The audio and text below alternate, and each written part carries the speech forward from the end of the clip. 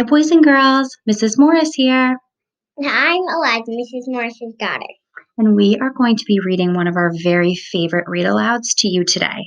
It's called Sofia Valdez, Future Prez, and we have a challenge for you, boys and girls, today.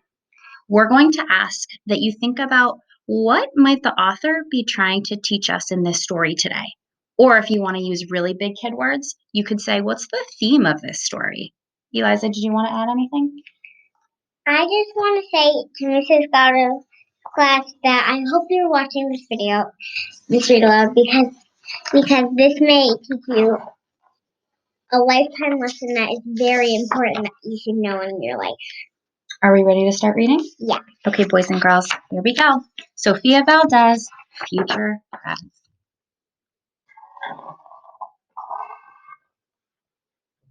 Sofia was a baby who got things done, helping her family before she turned 1.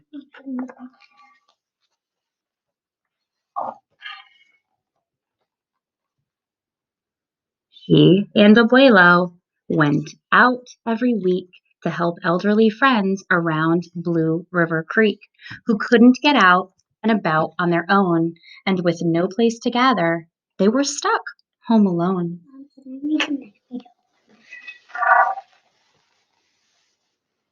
Raking the leaves, taking pets for a walk, hold on, I will wait, or just dropping by for a treat and a talk, Sofia Valdez did as much as she could for her family and friends and her whole neighborhood.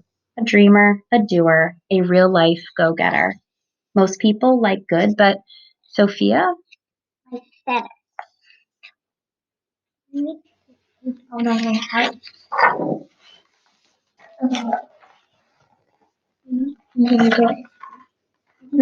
Mommy's holding me. Except for that day when Pop saw the squirrel.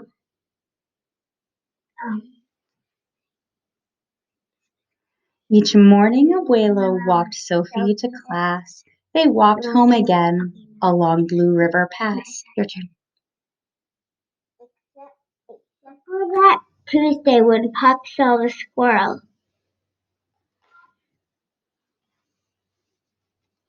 Making plans, munching cookies, Abuelo and girl. Except for that Tuesday when Pup saw the squirrel. With a howl, Pup took off, racing all through the town, over, under, beneath, and around. Sophia scrambled to try to keep up with the hollering man and the bellowing pup.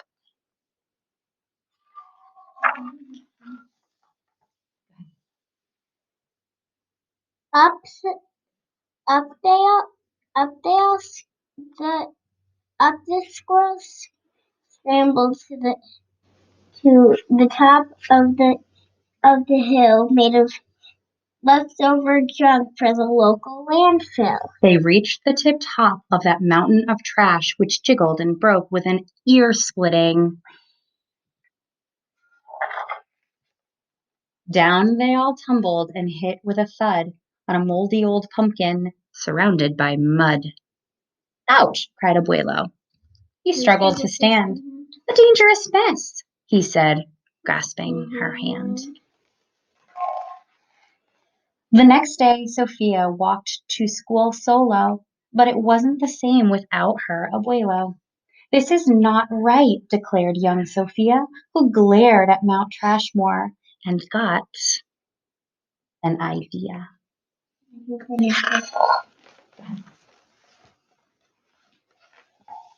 The very next morning at dawn, Sophie planted a sign in the front of the lawn that said, "Get rid of Mount Trashmore, let's build a new park." She stood back and smiled, and Pup gave a bark. Each of her neighbors had something to say about benches and fountains and places to play. Meeting spots, gardens, a basket for bees, a rubber duck pond, and a kiosk for cheese. She drew every thought on her map of the park, which was perfectly perfect. by a quarter till dark. That's fine. Want to read the sign? No, I got to. I'm going to do this part and you'll do that part. She drifted to sleep in her soft, cozy bed. Then, bam, she woke up when a thought smacked her head. Her heart skipped a beat as she realized each one of her neighbors had said, "Let me know when it's done." They all thought Sophia could build it alone, but how could one girl do so much on her own? The weight of that thought made her tender heart ache as night thunder growled and she lay wide awake. Then dawn brought a storm and a gloomy sky wept, and the heartsick Sophia Finally slept. Abuelo baked cookies when Sophie got up. He gave her a bagful and sneaked one to Pup. He blinked back a tear as he hugged his Sophia. For courage, he whispered, "Te amo, mi vida." Sophia's knees wobbled. She felt weak inside. She looked at his ankle and quite nearly cried. Though she didn't feel brave or courageous at all, Sofia Valdez went to face City Hall. Mhm.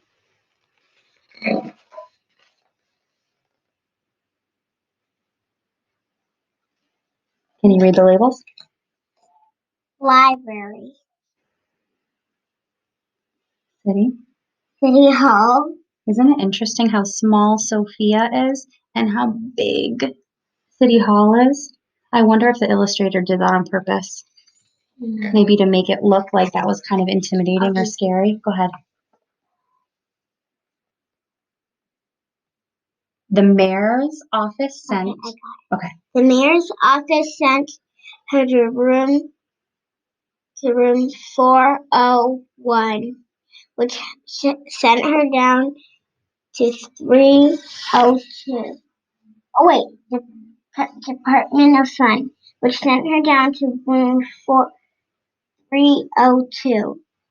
Office, the Office of Duck Ponds and Cool Things to Do, which sent which sent her which sent her to which sent her To the office of Monk. to the Office of Monk to the Department of Cheese, which sent her down to the basement so musty and cramped.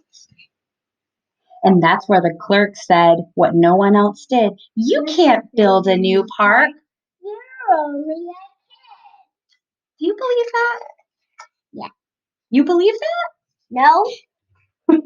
The words smacked Sophia deep down in her heart. Her plan was kiboshed before it could start. "I think," said Sophia, "I think that law's wrong." But her second grade voice didn't sound very strong. The clerk said clearly, "It cannot be done. Do you have any questions?" Sophia said, "One. If you were me and if I was you and he was your grandpa, what would you do?" Well, said the clerk. Then she said nothing at all. She thought and she thought. Then she sent out a call to every employee throughout City Hall. Mommy's going to do the first paragraph. The entire government of Blue River Creek crammed into the office to hear Sophie speak. But her words jumbled up and her cheeks turned bright red as a dozen emotions rushed into her head. Her heart beat so loudly she thought it would crack. The crowd leaned in closer and Sophia leaned back. Then her arm brushed the edge of the old cookie sack. And that was the moment when Sophia first knew being brave means doing the thing you must do. Though your heart cracks with fear, though you're just in grade 2.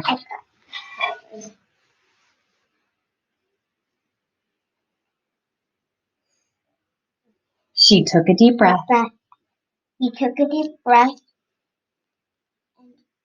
and spread out her plan. Things about monkeys and meeting spots, places to play. Mm-hmm. And other ideas for things they could do to help the town elders and other folks too. Mommy's turn. She had thoughts on the library, thoughts on the zoo, and perhaps a way to combine the two. And all right, cried the mayor, go start a petition. If the town wants a new park, we'll form a commission. Go ahead. And so, Young Sophia got right to work with some help from from her family and the pup. From her family and the pup. And the clerk. Let's build a park. Sign our petition, please. Bark for parks. Then others joined in, not all, but a few, like Miss Lila Greer and the kids in grade 2. Do you want to read some of the signs? We can do it. We love parks. We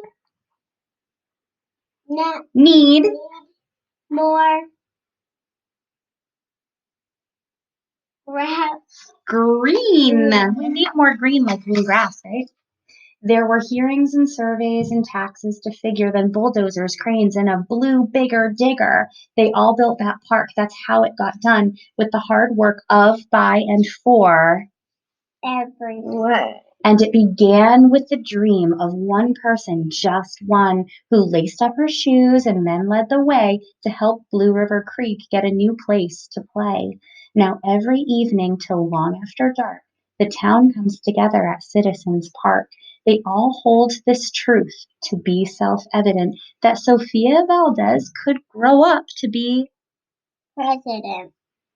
Until then, Sofia, that real-life go-getter, helps Blue River Creek get better and better.